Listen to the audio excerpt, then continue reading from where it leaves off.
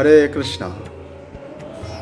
বৈশাখ মাস আপনারা কি কি করবেন, বৈশাখ মাসে কি এমন মাহাত্ম্য রয়েছে এবং বৈশাখ মাসে আমাদের কি করা উচিত, কি করা উচিত না, অবশ্যই যে কয়টি কাজ আমাদের করা উচিত এই বিষয়গুলো আজকে আমরা তুলে ধরবো। তো বৈশাখ মাসে অবশ্যই আমাদের যেমন 12টি মাসের মধ্যে 3টি মাস হচ্ছে গুরুত্বপূর্ণ। এটি হচ্ছে বৈশাখের দান, কার্তিকে পালন, মাঘে স্নান। তো মাঘ মাসে স্নানের মাহাত্ম্য রয়েছে, কার্তিক মাসে পালনের মাহাত্ম্য রয়েছে, বৈশাখ মাসে দানের মাহাত্ম্য রয়েছে। এই দানের মাহাত্ম্য বলতে গেলে অনেকে অনেক কিছু দান করেন। তো যে বিষয়গুলো আমাদের অবশ্যই করা উচিত, বিশেষ করে গীতা দান শ্রেষ্ঠ, জ্ঞান দান শ্রেষ্ঠ বলা হচ্ছে। অনেকে কী কী দান করতে হবে আমরা সেই বিষয়গুলো আমরা নেক্সটে আলোচনা করছি। তো এখন আমরা জানবো বিশেষ করে যে কয়টি কাজ আমাদের অবশ্যই করা উচিত, কী কী আমরা করব এই বিষয়ে আমরা এখন তুলে ধরবো। এবং যে কয়টি নিয়ম আমাদের অবশ্যই পালন করা আছে ডেসক্রিপশন বক্সে সেখানে লিঙ্ক দেওয়া আছে, আপনারা সেগুলো আপনারা নোট করে নিতে পারেন। বৈশাখ মাস কি কি করবেন এবং কি কি করা যাবে না এই বিষয়ে আজকে জানব। তো বৈশাখ মাস কি কি করবেন, গরুর পুরাণে পাতালখণ্ডে নারদীয় সংবাদে বিবৃত আছে, তিল, ঘৃত, জল, অন্ন, শর্করা, ধেনু ও তিল ধেনু দান ইত্যাদি দ্রব্য বৈশাখ মাসে প্রদান করলে উক্ত দান দ্বারা কোটি জন্মার্জিত পাপের ক্ষয় হয়। বৈশাখ মাসে হোমযজ্ঞ, ভোজন, ব্রহ্মচর্য অনুষ্ঠান, ধরাশয়ন, সংকল্পের রক্ষণ, ব্রত, স্নান, ইন্দ্রিয় সংযম ও হরিপূজা এই সকল অবশ্য কর্তব্য। বৈশাখ ব্রতের অনুষ্ঠান না করলে বেদ পারক ব্রাহ্মণগণকেও বৃক্ষ হইয়া জন্মগ্রহণ করিতে হয়। হরিপ্রিয় বৈশাখে ভক্তি সহকারে দান, জপ, হোম ও স্নান ইত্যাদি যে কোনো ক্রিয়ার অনুষ্ঠান করা যায়, তৎসমস্তই অক্ষয় পুণ্যস্বরূপ হইয়া থাকে।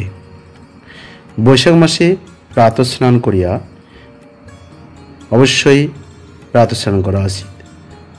তাহলে কী হবে, যদি কেউ হরি অর্চন করে তাহারাই ধন বাদ্যাহ ও পুণ্যবান বলিয়া কীর্তিত।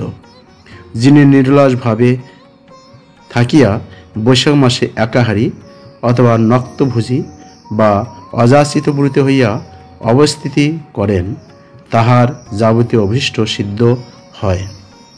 বরাহ পুরাণে পৃথ্বী সংবাদে লিখিত আছে, ভক্তি সহকারে দ্বিজাতিগণকে ভোজন করাইয়া থাকেন। প্রত্যেক গ্রাসে যুগ পরিমাণে তদীয় পিতৃবর্গের তৃপ্তি সাধিত হয়। যথা নিয়মে বৈশাখ মাসে স্নান করা উচিত।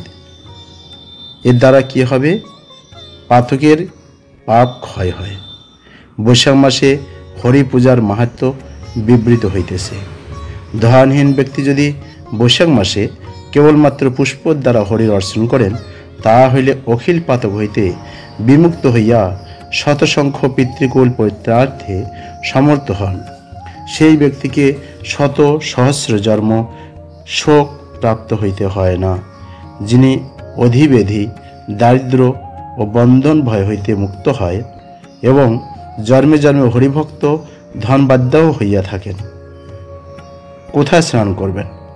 বৈশাখ মাসে মহানদীতে, নদী তীর্থে, নদে, নির্ঝরে, দেবখাতে, কূপে বা বেপিতে বা অন্য কোনো জলাশয়ে সংযত মনে সযত্নে শ্রীহরির স্মরণ করত স্নান করা কর্তব্য। ধন্যবাদ। তাহলে আমরা বুঝতে পারলাম যে এই মাসে আমাদের কি কি করা উচিত, কেন আমরা স্নান করব, কেন আমরা হরির অর্চন করব, কীভাবে আমরা ভগবত সেবা করতে পারি, বিবিধ বিষয়। তা আপনারা নিজেরা জানুন, অন্যদেরকে শেয়ার করে জানার সুযোগ করে দিন। আর অবশ্যই তুলসীর গাছে আপনার তুলসীতে জল দান করবেন। তুলসীর জল দানের অনেক মাহাত্ম্য রয়েছে। তা আপনার পারতপক্ষে ঘটি, একটা ঘটির মধ্যে নিচে একটু ফুটো করে সেখানে একটু ঝুলিয়ে দেবেন, ঝুলিয়ে দিয়ে তুলসীর গাছের ওপরে রাখবেন। কোনো কিছু হয়তো টপ মতো করে আপনি সেখানে বালু কিংবা একটু বালু দিয়ে তার উপরে আপনি পঞ্চশস্য দিতে পারেন। ওপরে একটা আমের পল্লব আপনি রাখতে পারেন, সেখানে পঞ্চশস্য আপনি দিবেন এবং সেখানে ঝুলিয়ানো থাকবে তুলসীর গাছের জন্য একটু ফোঁটা ফোঁটা করে জল পড়ে। আপনারা এই কাজটা অবশ্যই করবেন। তুলসীতে জল দেওয়ার মাহাত্ম্য রয়েছে। কোনো কিছু প্রশ্ন মন্তব্য থাকলে আপনারা কমেন্ট করবেন। ভালো থাকুন। ধন্যবাদ। হরে কৃষ্ণ।